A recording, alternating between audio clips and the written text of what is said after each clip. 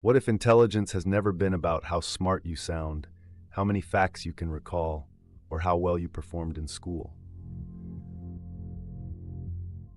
From a young age, most of us were taught that intelligence could be measured by numbers, grades, test scores, or credentials, as if awareness itself could be reduced to a statistic. But outside of classrooms and exams, intelligence seems to show up very differently, especially when life applies pressure. So here is the first question worth asking. If intelligence is real, shouldn't it show up in how people navigate reality, not just how they perform inside controlled environments? When you look at the world through that lens, patterns begin to appear. Consider what we might call the first level of intelligence, not as an insult, but as a description of behavior. At this level, people are largely reactive. They respond to alarms, schedules, expectations, headlines, and incentives, often without questioning who set them or why. They may be educated, skilled, or highly competent in specific tasks, yet their lives are largely shaped by external forces rather than deliberate choice. So the question becomes this: is intelligence about knowledge, or is it about authorship over your own decisions? Many people move through life assuming they are choosing, when in reality they are selecting from options pre-approved by systems they never designed. If someone never questions the structure they are operating within, are they unintelligent or simply unchallenged? At some point, a portion of people notice this pattern and begin to push back intellectually. They start consuming ideas, language, and frameworks that help them feel awake, informed, or above the surface level noise. This could be considered a second level, where intelligence becomes something to display rather than something to apply.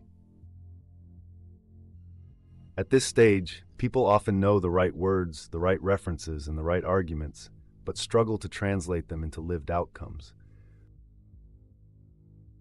So here's the uncomfortable question.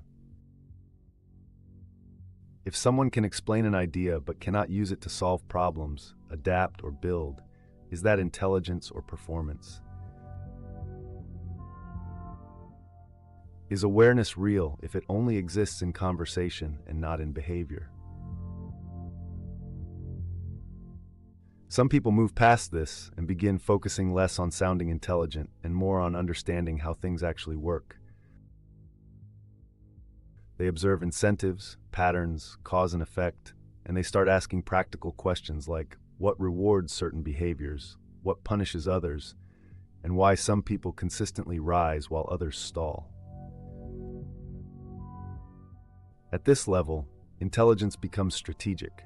It becomes about calculation, efficiency, and outcome rather than appearance. But this leads to another question. If intelligence becomes purely transactional, does something human begin to disappear?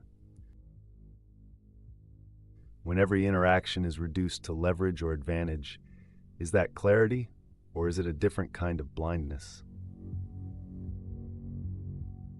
Some people go further and stop focusing on individual behavior altogether.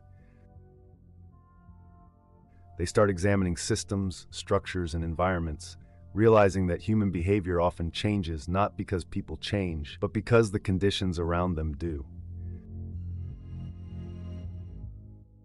If you want people to act differently, you don't always need to convince them, correct them, or control them. You change the context they are operating in. So here's the question.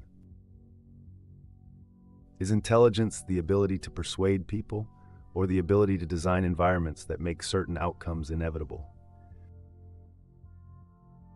At this point, intelligence stops being personal and starts becoming structural. And then there is a final shift that very few people ever consider. What if the highest form of intelligence is not control, strategy, or even system building, but detachment? The ability to act without being owned by fear, validation, status, or outcomes. If someone can move between roles without being consumed by them, are they less invested or simply more free? This reframes the entire discussion. Instead of asking who is smarter, the better question becomes who is more conscious of the forces shaping their behavior. Instead of asking where you rank, the real question is where you feel friction, confusion, or resistance in your life right now. Because intelligence may not be something you possess. It may be something you express through how deliberately you live. So here's the mirror. Do you feel like you are reacting to life, performing for it, navigating it, shaping it, or watching it unfold with clarity?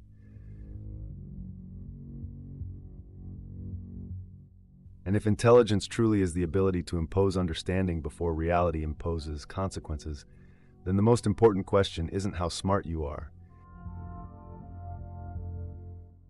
It's how much agency your life actually reflects. And this really makes you think.